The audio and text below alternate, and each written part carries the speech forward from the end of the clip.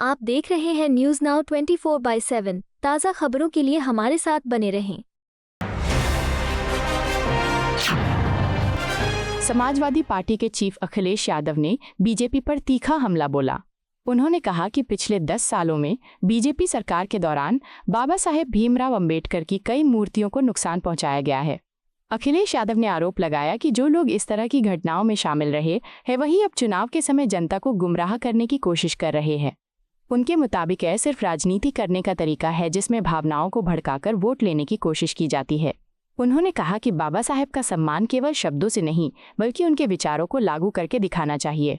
उन्होंने बीजेपी पर निशाना साधते हुए कहा कि अगर सरकार सच में अंबेडकर जी के सिद्धांतों पर चलती तो समाज में बराबरी और न्याय की स्थिति और मजबूत होती। देहरादून एक्सप्रेसवे को लेकर दिल्ली की मुख्यमंत्री रेखा गुप्ता ने इसे एक बड़ा विकास बताया है। उन्होंने कहा कि बाबा साहेब भीमराव अंबेडकर की जयंती पर प्रधानमंत्री नरेंद्र मोदी ने करीब 12,000 करोड़ रुपए की लागत से ये आधुनिक एक्सप्रेसवे देश को समर्पित किया है। रेखा गुप्ता ने कहा कि इस एक्सप्रेसवे से यात्रा का समय काफी कम हो जाएगा। जो सफर पहले लगभग 6.5 घंटे में पूरा होता था वह अब सिर्फ 2 से 2.5 घंटे में पूरा हो सकेगा। इससे न सिर्फ समय की बचत होगी बल्कि व्यापार और कनेक्टिविटी को भी बढ़ावा मिलेगा। उन्होंने कहा कि इस तरह के इंफ्रास्ट्रक्चर प्रोजेक्ट्स देश के विकास की गति को तेज करते हैं। ये एक्सप्रेसवे दिल्ली और उत्तराखंड के बीच कनेक्टिविटी को मजबूत करेगा और पर्यटन को भी बढ़ावा देगा। रेखा गुप्ता के मुताबिक सरकार का फोकस विकास, सुविधा और बेहतर ट्रांसपोर्ट सिस्टम पर है जिससे आम लोगों को सीधा फायदा मिल रहा है। Doctor B R. अंबेडकर की 135वीं जयंती पर केंद्रीय मंत्री रामदास अठावले ने उन्हें श्रद्धांजलि दी। उन्होंने कहा कि बाबा साहेब अंबेडकर हमारे लिए प्रेरणा के सबसे बड़े स्रोत हैं। रामदास अठावले ने कहा कि अगर बाबा साहेब नहीं होते तो आज देश और खासकर दलित समाज की स्थिति क्या होती इसकी कल्पना करना मुश्किल है। उन्होंने कहा कि बाबा साहेब ने संविधान बनाकर देश को एक मजबूत आधार दिया और हर नागरिक को अधिकार दिलाए।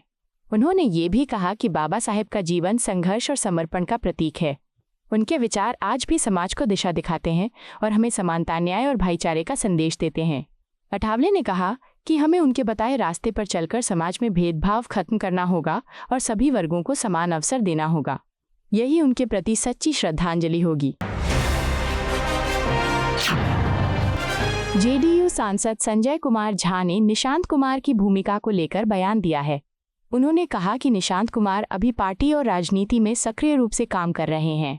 संजय झा ने बताया कि वो संगठन को मजबूत करने, लोगों से मिलने और पार्टी के कामकाज को समझने पर ध्यान दे रहे हैं। इसके साथ ही वो अपने सुझाव भी दे रहे हैं और नेताओं के साथ मिलकर काम कर रहे हैं। उन्होंने कहा कि भविष्य में निशांत कुमार कौन सा रोल निभाएंगे अब पूरी तरह पार्टी नेतृत्व तय करेगा। उन्होंने ये भी कहा कि पार्टी में हर व्यक्ति अपनी क्षमता के अनुसार योगदान देता है और उसी आधार पर जिम्मेदारियां दी जाती हैं। संजय झा के मुताबिक पार्टी का फोकस संगठन को मजबूत करना और जनता के बीच अपनी पकड़ बढ़ाना है जिसमें युवा नेताओं की भूमिका अहम होगी।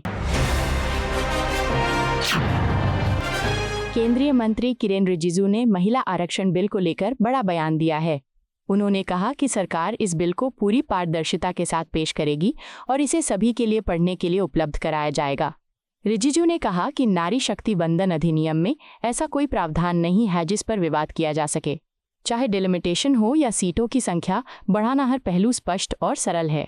उन्होंने कहा कि अगर कोई इस बिल पर सवाल उठाता है तो वो केवल राजनीतिक कारणों से ऐसा कर रहा है। उनके मुताबिक यह बिल महिलाओं को सशक्त बनाने के लिए लाया गया है और इसमें किसी तरह का भ्रम नहीं होना चाहिए। उन्होंने भरोसा जताया कि ये कानून संसद में पेश होने के बाद व्यापक समर्थन हासिल करेगा और देश की राजनीति में महिलाओं की भागीदारी को मजबूत करेगा। बीजेपी के प्रदेश अध्यक्ष संजय सरावगी ने राहुल गांधी पर निशाना साधा है। उन्होंने कहा कि उनके बयानों का कोई खास असर नहीं होता और लोग उन्हें गंभीरता से नहीं लेते। संजय सरावगी ने कहा कि जब देश और दुनिया में बड़े मुद्दे चल रहे थे उस समय राहुल गांधी को देश के साथ खड़ा होना चाहिए था, लेकिन उनके बयानों से ये लगता है कि वो राजनीति पर ज्यादा ध्यान देते हैं। उन्होंने कहा कि चाहे लोकसभा हो या बाहर, उनके बयान लोगों को प्रभावित नहीं करते। बिहार और देश की जनता अब समझदार हो चुकी है और वो ऐसे बयानों को नजरअंदाज करती है। सरावगी के मुताबिक राजनीति में जिम्मेदारी और गंभीरता जरूरी होती है जो हर नेता में दिखनी चाहिए। बिहार के मंत्री रामकृपाल यादव ने मुख्यमंत्री नीतीश कुमार को लेकर बयान दिया है। उन्होंने कहा कि मुख्यमंत्री राज्यसभा के लिए चुने गए हैं और ऐसी स्थिति में वो अपने पद से इस्तीफा दे सकते हैं। इसके बाद कोई नया नेता जिम्मेदारी संभाल सकता है। रामकृपाल यादव ने कहा कि ये एक सामान्य राजनीतिक प्रक्रिया है और इसमें कोई असामान्य बात नहीं है। उन्होंने ये भी कहा कि बिहार के लोग नीतीश कुमार के योगदान को कभी नहीं भूलेंगे। उनके मुताबिक राज्य की राजनीति में आगे क्या बदलाव होगा आने वाले समय में स्पष्ट होगा।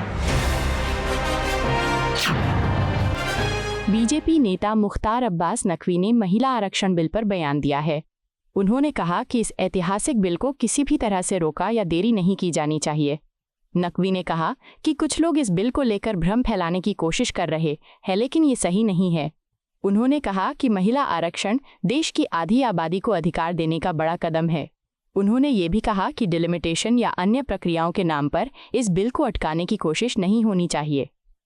नकवी के मुताबिक यह समय है कि सभी राजनीतिक दल एकजुट होकर इस बिल का समर्थन करें ताकि महिलाओं को उनका अधिकार मिल सके और देश की राजनीति में उनकी भागीदारी बढ़ सके। बिहार से केंद्रीय मंत्री गिरिराज सिंह ने पश्चिम बंगाल की सरकार पर तीखा हमला बोला है। उन्होंने कहा कि तृणमूल कांग्रेस को सत्ता में आए करीब 15 साल हो चुके हैं, लेकिन इसके बावजूद राज्य में गरीबी और बेरोजगारी को कम करने में कोई ठोस प्रगति दिखाई नहीं दे रही है। गिरिराज सिंह ने आरोप लगाया कि राज्य सरकार विकास के बुनियादी मुद्दों जैसे रोजगार, आवास और इंफ्रास्ट्रक्चर पर काम करने में असफल रही है। उनके मुताबिक जनता को अब तक जो वादे किए गए थे वे जमीन पर उतरते नजर नहीं आ रहे हैं। उन्होंने कहा कि इतने लंबे समय तक सत्ता में रहने के बावजूद अगर किसी सरकार के पास उपलब्धियों का स्पष्ट रिकॉर्ड नहीं है तो ये उसकी नीतियों और कार्यशैली पर सवाल खड़े करता है। केंद्रीय मंत्री ने ये भी कहा कि पश्चिम बंगाल की जनता अब बदलाव चाहती है और आने वाले समय में इसका असर चुनावी नतीजों में दिखाई देगा। उन्होंने दावा किया कि विकास और सुशासन के मुद्दों पर अब लोगों का ध्यान ज्यादा केंद्रित हो रहा है। उत्तर प्रदेश में डॉक्टर BR अम्बेडकर की 135वीं जयंती के मौके पर कांग्रेस के प्रदेश अध्यक्ष अजय राय ने उन्हें श्रद्धांजलि अर्पित की। अजय राय ने कहा कि बाबा साहेब अम्बेडकर के विचार आज भी समाज को दिशा देने का काम कर रहे हैं। उन्होंने बताया कि राज्य भर में पार्टी के कार्यकर्ता बूथ लेवल से लेकर गांव, ब्लॉक और तहसील स्तर तक अम्बेडकर जयंती मना रहे हैं और उनके योगदान को याद कर रहे हैं। उन्होंने कहा कि ये केवल एक औपचारिक कार्यक्रम नहीं है बल्कि एक संकल्प का अवसर है जिसमें सभी लोग उनके दिखाए रास्ते पर चलने का वादा कर रहे हैं। अजय राय के मुताबिक बाबा साहेब ने जो संविधान और अधिकारों की नींव रखी वह आज भी देश की लोकतांत्रिक व्यवस्था को मजबूत बनाए हुए है। उन्होंने ये भी कहा कि समाज में समानता, न्याय और अधिकारों की रक्षा के लिए अम्बेडकर के सिद्धांतों को अपनाना बेहद जरूरी है। आपको यह वीडियो पसंद आया हो तो इसे लाइक करें, हमारे चैनल को सब्सक्राइब करें।